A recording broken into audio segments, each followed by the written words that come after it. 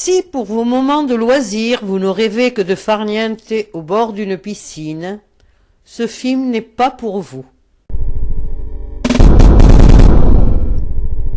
Car le géocaching est la chasse au trésor des temps modernes qui vous entraînera à l'écart des sentiers battus et vous obligera bien souvent à vous creuser quelque peu les méninges.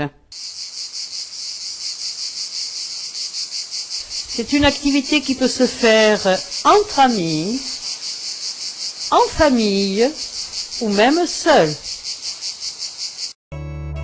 En ville, près d'un monument public, mais surtout à la campagne. On peut la pratiquer à pied, en vélo ou en voiture. On y voit de magnifiques paysages, des moulins, des capitelles, des taureaux, des chapelles, des tours et même la Statue de la Liberté. C'est un loisir qui se pratique en toute saison, en été, en automne, au printemps et même en plein hiver quand il fait très froid.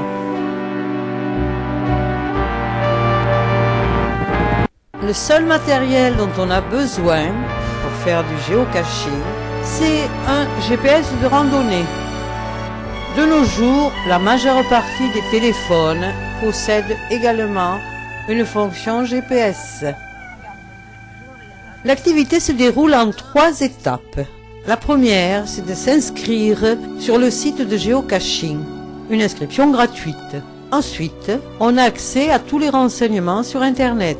D'abord la carte où sont notés tous les sites avec une cache. On choisit donc où on va aller. Le domaine de Bessan par exemple.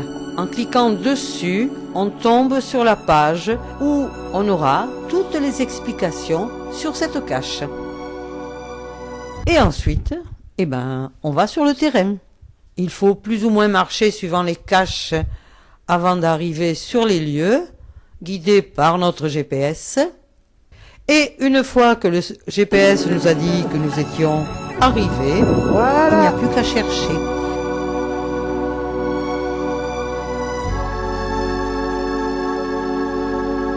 Des rochers, sous de la verdure, au sol, en l'air, dans un mur de pierre, etc.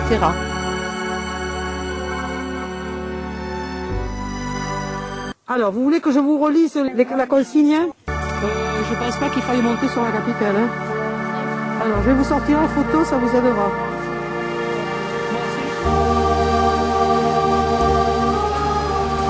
On peut tout enlever ? Non, c'est pas bon. Alors, on est là.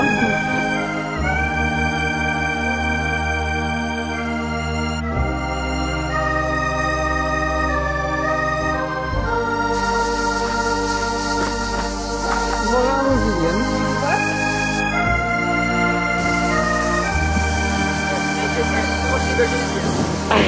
C'est Basile qui l'a eu? Bravo! Tu l'as? C'est Basile. Je l'ai trouvé. Moi, une pierre comme ça, je me disais que ça pouvait être que là. Hein. C'est une petite, non? Viens. Je vais attendre un peu. Ah. Allez, ouvre. Et après, il y a la découverte du trésor. Le trésor est une boîte plus ou moins grande, suivant le lieu où elle a été cachée.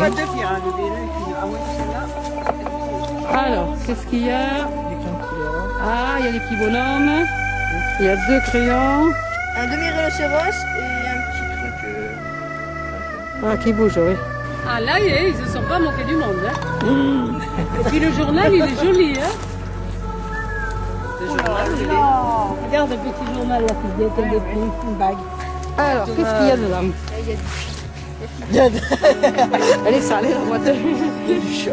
Un petit carnet, on va marquer visite. Alors, qu'est-ce que c'est écrit? Oui, notre premier.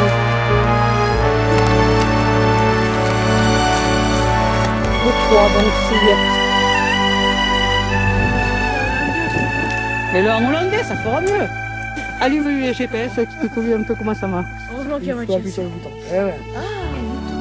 In, on a mis un bracelet. Et out. On a pris le squelette qui danse. Le squelette Dark Vador du diable. Date. Je regarde, hein. Un souvenir de ton premier géocache. En plus, il est joli. Et on... T'as dans une petite voiture ou bien piste. Et des petits objets sans grande valeur, quoique des fois on peut trouver trésor. Si on prend un de ces objets, on doit en laisser un à l'échange. Un collier, il y a plein de trucs. Prends ta mère. Remets bien comme c'était avec les fers devant. Voilà, et tu remets la pierre. T'as gagné. Voilà ton porte-clés. Le soir, rentré à la maison, on revient sur le site de géocaching et on note, on a trouvé le trésor.